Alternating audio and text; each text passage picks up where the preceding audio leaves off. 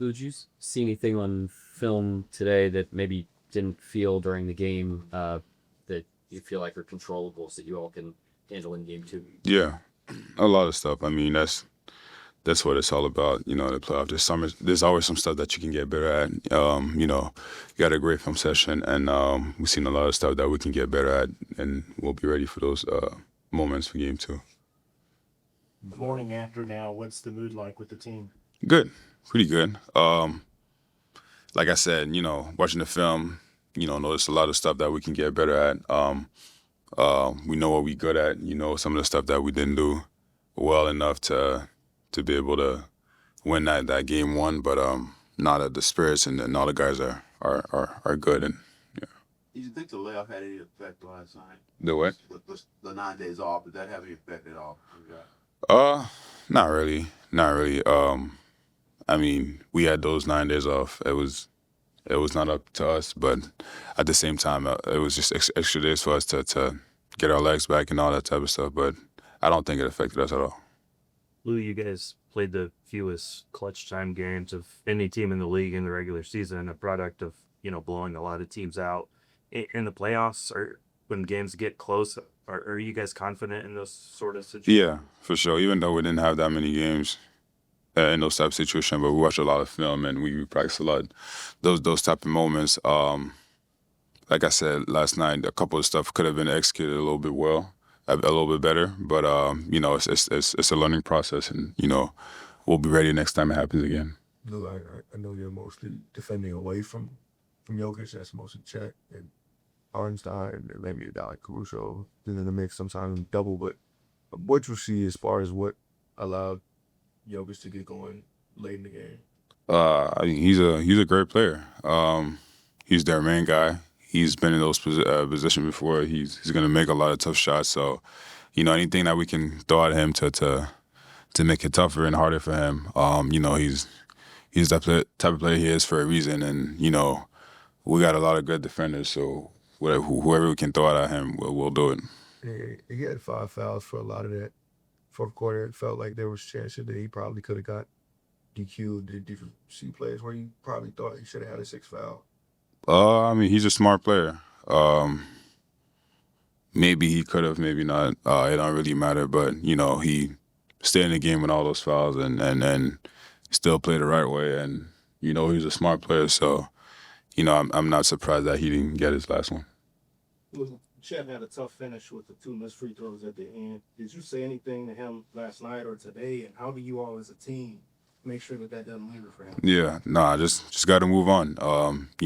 Chet has done a lot of stuff for us in that game to be able to be there and at that position we had towards the end of the game. So just got to move on. See what we can get better at. See what he can get better at, and then just turn the page and be ready for game 2. Lou, you guys usually foul when you're up 3 in those situations. Is it the plan to foul so quickly, like right off the catch? That was a game plan. We followed the game plan. Whatever coach had us doing, we did it. And like I said, we watch film and we'll watch the stuff that we can get better at on that end. Good, bro. You good? If you guys could do better from last night, but what's like the biggest takeaway from watching the film that you want to improve in game 2? I mean, there's so many stuff I can name, but just compete. It's a 48-minute game. Just play the whole game. There's gonna be a lot of ups and downs, a lot of runs. We just got to stay together and then do everything we got to do to win the game. You said Jokic is a smart player. He's also a very physical player, and he's even more physical than usual. If he's allowed to play the way he did, is there going to be an adjustment? On our end, nah. I mean, we a physical team. We've been playing that way the whole season. If he jumps his physicality on his side, it's on him. But on our side, we'll play the way we've been playing all year. Lead out to a little bit of a slow shooting start in that game, and then he ended up going 4 straight from 3. Just what allowed you to maintain your confidence? Just keep shooting. I've been in those position before this games. I went 0 for 10. Like, I mean, I've seen it all. So, I trust my work. I put a lot of work into my game. I've been in those type of games before too, so just got to stay in it and keep shooting good ones. Piggybacking on that, I mean, it looks like you didn't hesitate on those. Like you were ready. Were you prepared to receive those shots in the series? I mean, I'm just really reading the defense. I mean, they play a different style of defense. They throw a lot of different stuff. So, I just got to be ready for the open ones. But, whenever I say a good look, I just got to show with confidence, which I did. You've been here through this rebuild. Your thoughts on Presti being named Executive of the Year? It's great. Yeah. Obviously, you earned it. I'm surprised. I think I heard it was his first one, where it's just a little surprising. But it is what it is. He definitely earned that. I mean, it doesn't come just it's the whole organization, the guys that he put together, and then we all happy for him.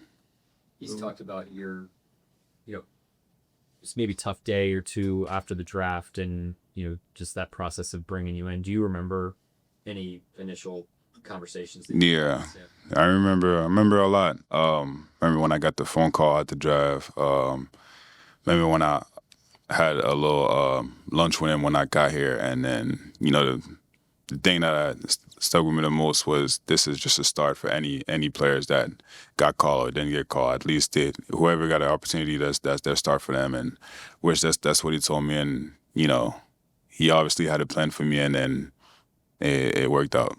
You said that whether Jokic is physical or not, that's separate of your guys' physicality. Did you feel like you were able to be as physical with him as you have been with other teams all year? Yeah, I think so. Yeah. I mean, we can't control the ref's whistle. Obviously they have to still control the game, but on our end, we just got to keep doing what we're doing. And if the ref calls something, they call it. If it doesn't call it, I mean, we move on and we play on. One thing that worked out for you, Mama Earth got 12 points the first quarter in between the lines, so was there kind of some adjustment to slow him up for the buck? he was on his way to well. Yeah, he got comfortable early, hit a lot of tough shots. I mean, they're all good players for a reason. He's a good player as well, so he's gonna hit a lot of tough shots. So my main thing always whenever I guard somebody like that, it's always make it tough, and which I feel like, I pretty much did kind of the same stuff in the second half, and it was still, he was still taking tough shots that, he just missed. Lou, how are you feeling today after that sort of rough elbow you caught last night? I'm good. My hair saved me, so I'm good. I want to start by congratulating Sam for winning Executive of the Year. Executive of the Year is a year-to-year award. Sam is not a year-to-year executive. He's a long-term executive, but has shown unbelievable endurance, has made a ton of long-term investments, small and large, that have already paid dividends and continue to for the organization, and has built a very sustainable organization and team for a very long period of time, 17 years. Obviously Mr. Bennett deserves a lot of credit for his vision for this team that is now bound to this community that started here without a logo. But Sam's been the architect of that. It's a pleasure to work with him. We, on behalf of the team, we couldn't be happier for him for this well-deserved honor. So now let's talk about fouling up three. I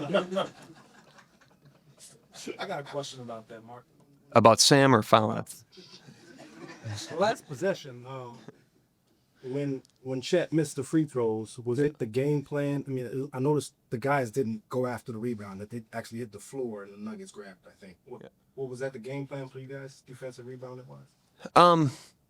I mean, what I would say is with a lead, you want to keep yourself in between them and the basket, which I thought for a missed basket, we did a pretty good job of. We got back. Westbrook had a head of steam. Chet showed himself to Westbrook, forced the pass out. That was probably the right decision. Got a late contest on a shot. Gordon made a shot. So, I thought for the most part, it wasn't the whole sequence. First of all, there was a lot more that went into the game, but the whole sequence wasn't perfect. But everything the team did was at our direction. So like I said last night, I'll reiterate it. I'll take full responsibility for the decisions and the way we executed it. It obviously didn't turn out. that's part of playing probabilities. You know, every time you play a probability, it could be the right decision based on the probability. It doesn't always turn out to be the right outcome. But I just want to make sure it's clear that I'm responsible for that sequence of the game. The guys executed everything I asked them to do. Mark, I want to follow up on a play I referenced last night when Nicola's sideline. I think there's about 10.8 seconds left. Russell Westbrook and Peyton Watson are the two in the front court. Caruso snags Aaron Gordon early in the backcourt. Did you see that Nicola was waiting to come into the game, and would that in any circumstance ever change your directive at all? I mean, the timing of it, again, I take full responsibility for everything we did in that sequence. So, you know, they fouled quickly. That's something we've covered in the past. Obviously, you can't go second by second in every situation when you cover that stuff. But again, they executed what we've said to execute. The Jokic being out of the game, I get the point. But I would say on the last possession, they race down the floor. Jokic never touches the ball. Braun throws it ahead to Gordon and he hits a three. If that was a 3-point game and we didn't foul, what would the narrative be today? It'd be, why didn't you foul? You know, so I'm not going to go into every situation on how I'd handle it moving forward because there's obviously a strategy element to that. But all I'll say is it wasn't perfect. It was pretty good, you know, in terms of the stuff that we teach. And I'm responsible for the outcomes on decisions like that, and I'm willing to stand up here and take full responsibility for that. Is fouling off the catch something that you guys purposefully do? I mean, I assume there's a fine line between committing that foul maybe too early versus waiting too long and almost getting baited into a shooting foul. Yeah, I mean, that's the dilemma. We teach it pretty thoroughly. It's something we cover in training camp. It's something we do pretty consistently in certain situations. It can be context dependent, depending on the team, time, score, how many timeouts they have, all that stuff. But again, you know, I'm not going to get into the, you know, strategy of every single thing we do, other than to say I take, you know, again, full responsibility for those decisions and the outcomes that come with them. Mark, we've talked in the past about teams like Boston and Denver having to go through these playoff wars 4, 5, 6 years in a row before getting to where they wanted to go. What is this like for you to see your group kind of having these experiences in real time that they haven't had before? Good redirect. Yeah, I think at the end of the day, you know, we talked about it before the playoffs. We talked about it before the season. This is how you forge yourself into the team you want to be. You know, you forge yourself into it through success and through adversity. It's hard to handle success. This team's done a great job of handling success. It's hard to handle adversity. This team's done a great job of handling adversity. If you're competing, you're going to have your share of success and adversity. You know, this isn't the first time we've handled adversity before. This isn't the first time we've handled adversity in the playoffs. Teams made a great habit of that. We have to continue to do that here. Mark, you mentioned the probabilities of fouling up three. Do those probabilities change at all with the context of like your opponent and also how good your defense is, or is it a probability across the board regardless of like that context? It changes, but it's also, you know, you don't have a calculator in your head, so you're working off of instinct.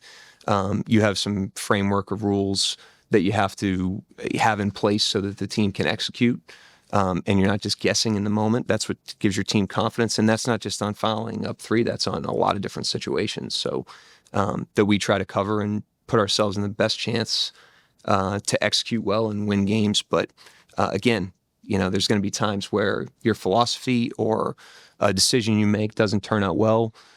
As the coach, I have to be comfortable with taking responsibility for that, and I am. It looked like Shea was maybe trying to stop you from challenging that play late in the game. Can you talk us through that? Yep. I think, you know, there's 3:50 to go. We had an extra timeout that we were going to lose before 3.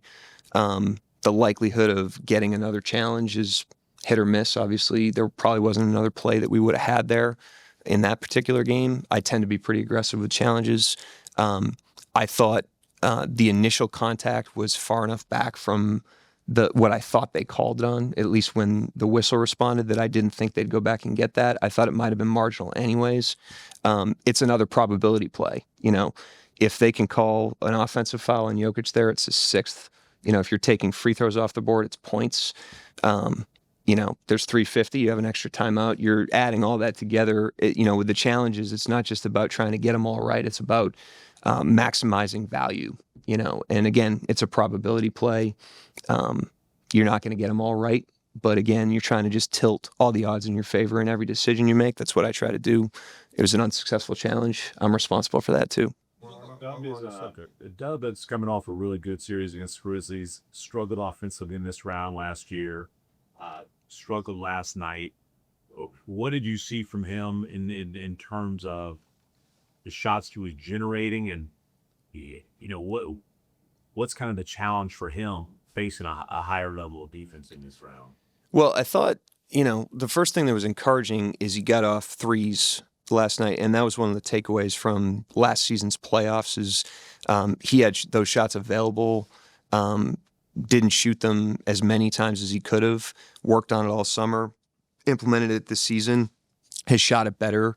It's had impact on how people pick him up, how hard they close to him. It's opened up other parts of his game as a playmaker, as a driver. And so I thought that was encouraging.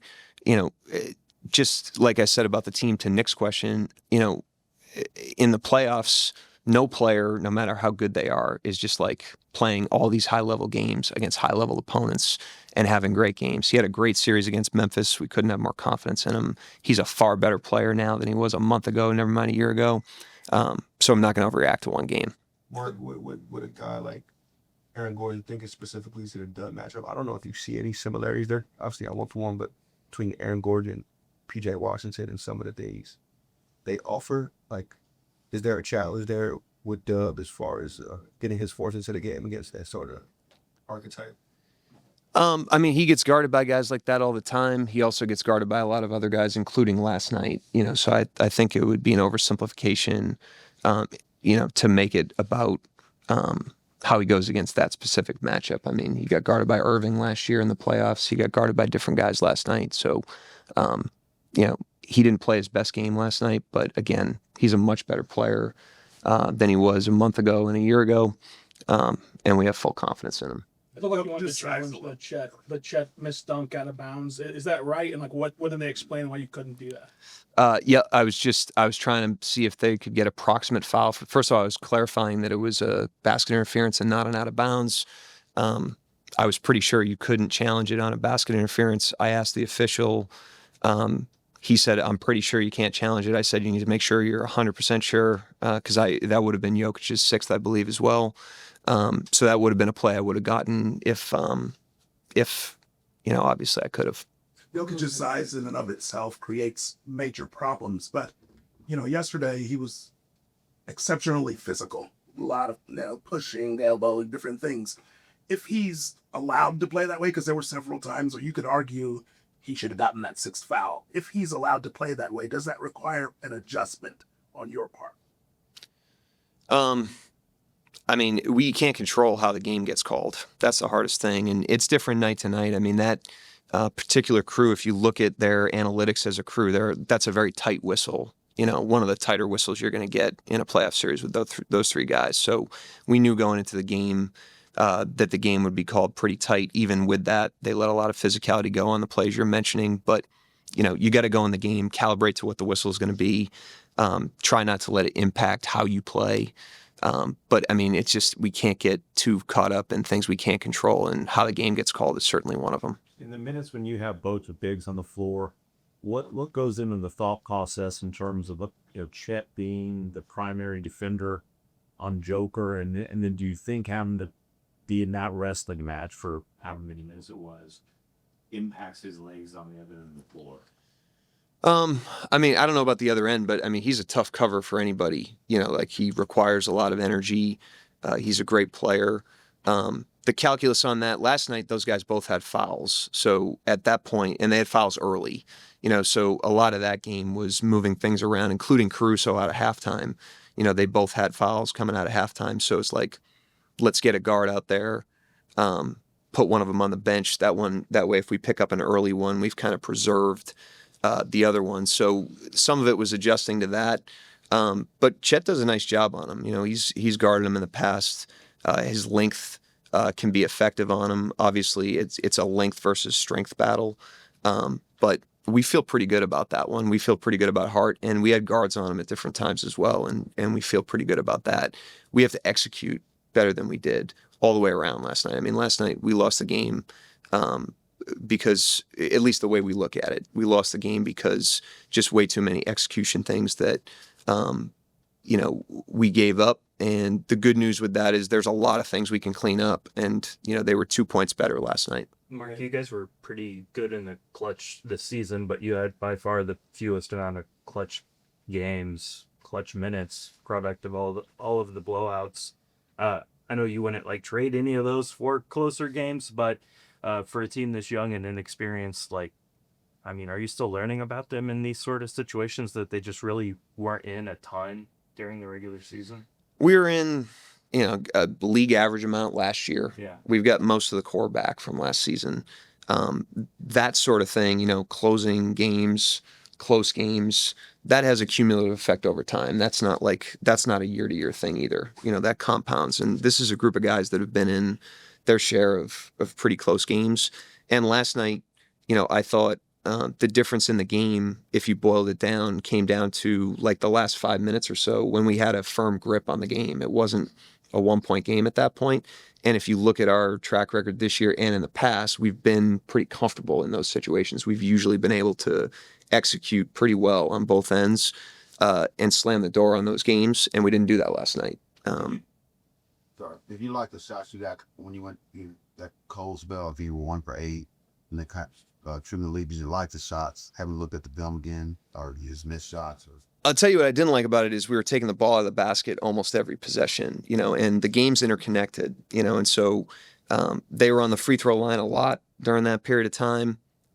They made some shots during that period of time, and you're going to be going against a dead floor that late in the game when the ball's taken out of the rim every single time. It just makes it harder to generate offense. To answer your question, some of them, no, not great. Some of them pretty good. But generally, if you're mixing in 3 or 4 stops out of those 8 or 10 possessions, you're going to get more flow coming up. You're going to get looser defenses. It's harder for them to get their matchups. It's harder for them to get their schemes. That's the importance of stops, and I thought that had a lot to do with it as well. Mark, you said last night that you weren't going to smother Chet after the difficult finish he had. I'm curious, how do you coach him through that following up, and how do you as a team make sure that doesn't linger for him? I keep conversations that I have with guys, especially with any sort of sensitivity, private, and would ask that you guys would just respect that. And I'm not going to get into detail on any of that with any player at any time, but that's why you have a team, and this is where, we have a great opportunity and challenge with every single adversity we face as a team. If a guy's disappointed in how he plays, this is a particular group that wraps their arms around that guy. And I'm not even speaking specific to him. I'm just saying these guys have a track record of doing that. And they also have a track record of staying highly connected through success, which is as hard or harder. It's very difficult to stay connected through success. And this is a team that through successes and through adversities has become stronger over time. And that's what allows us to be confident and connected coming out of a game that obviously everybody was disappointed in last night. And specifically with Chet, what have you seen in him these last 2 seasons that makes you confident in what his makeup is to overcome something like that? I mean, he's the last guy I'm worried about as a competitor, the last guy, from the way that he's handled the adversity of the injuries and having to work his way all the way back from that, his combination of hunger and drive, but also consistent work to get himself back. I mean, he got back way earlier this year. He got back on the earliest timeline he possibly could have while being safe and responsible. And then as a competitor, I mean, the guy's just a monster competitor, and so him, Dub, all the guys that we've mentioned, these are guys that want to be in these situations. We could be home right now, most of the league's home right now. We want to be in the arena. We want to be competing. We live for the opportunity to compete at the highest level. And part of competing at the highest level is adversity. And when we face it, we're going to pull together. That's what we've done over time. That's what we're going to do right now. Mark, the space they were giving Lou last night. Say it one more time. I'm the sorry. Space that the defense was giving Lou on offense. all the open shots. Was that something kind of expected in the game plan? Do you expect that going forward? And then also what do you think of his mindset to keep shooting? In terms of game plan, I mean, we knew pretty well going in that they were going to throw a lot of different looks at us just based on what they've done to us in the past and what they've done even recently in the Clippers series. I mean, they're not a team that like does what they do. You know, they're very much scheming and changing things up, trying to throw you off rhythm. A lot of our preparation in the week was preparing for that, including stuff that the Clippers could do. We didn't know who we were playing until very late. But we knew that was a possibility. I think some of that was Jokic's fouls too. You know, I think they were trying to get him on perimeters where he was less at the point of attack. They were moving his matchup around quite a bit late in the game when he got his fifth one. And then to go to the confidence to shoot it, I thought our threes were really, really good threes last night. If you look at it just from a shot quality standpoint, and Lou and Caruso, those guys really delivered on those shots. But generally, I thought the threes that we generated were very, very good. We bump Caruso's minutes up each game, you know, for pretty obvious reasons. Is there a threshold there that you don't want to cross, or is there a point where you worry about, you know, as hard as he plays and the physical challenges there being diminishing returns? No, I think it's more recognition on his stints. Like if he empties the tank, you know what I mean? So sometimes you just got to go get him because of his style. His style exerts so much energy.